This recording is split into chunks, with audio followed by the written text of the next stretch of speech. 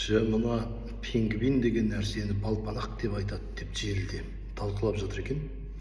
Қазақша атауы балпанақ деп. Осының дұрыс терісін айтайық. Ана үйірінен бөлініп кеткен, жалғыз кеткен тауға қарай пингвин туралы көп талқылап жатыр ғой. Оның енді іс-әрекетіне саяқ кеткеніне қатысты ештеңе айта алмаймын.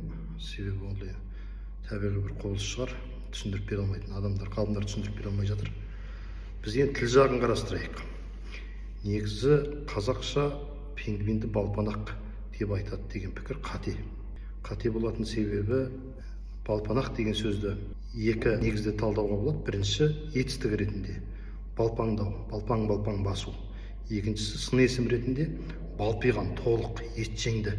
Ал осы екі мағынаны қарастыратын болсақ, балпанақ деп жаңағы балпаңдаған жүрісіне қарап кәне пингвинді атап жүр, ол кейін шыққан атау.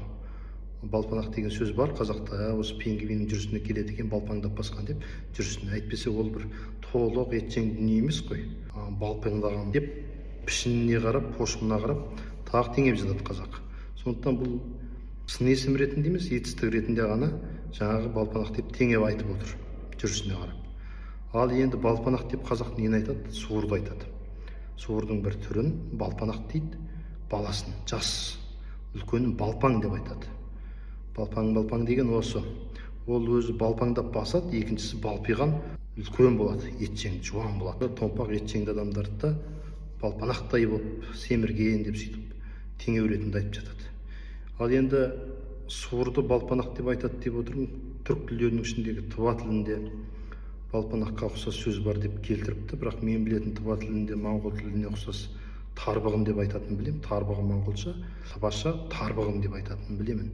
Осы жағын білмедім. Бірақ қазақша балпанақ деп суырға осы кеміргіш тектес жәндікті айтатыны ол енді нақты. Ал енді суырға қатысты бір мәліметтер бере кетейін. Суырдың етін жемейді қазақ. Жемейтін себебі ол шөптің ең құнарлы тәттісін жесе де, ініне жатқанда басын төмен салып, құйрығын жоғары салып жатады екен де, тоңқайып жатады былай қарағанда. Несебі денесіне жайылып кетеді. Сондықтан арам деп жемейді. Бір екіншісі суырды адамнан азған дейді. Ол кәдімгі адам сияқты, мынау қыз ұзату деген бар атақты суырдың. Өзінің үйірлесін басқа жаққа ұзатады бұлар.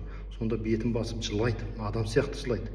Немесе қақпанға түсіп қалған суырды ұрып алайын деп барсаңыз, бетін басып еңіреп ойбайлап жылайды адам сияқты. Адамнан азған деп айтатын аңыз осыдан қалған-мыс. Ал енді жүрісі денесінің пошымына қарап бұны балпанақ деп атайды. Пингвин денесінің пошымын балпанақ деуге келмейді, оның жүрісіне қарап балпаңдаған. Кейінгі кезде атау беріліп жүр. Бұл қате.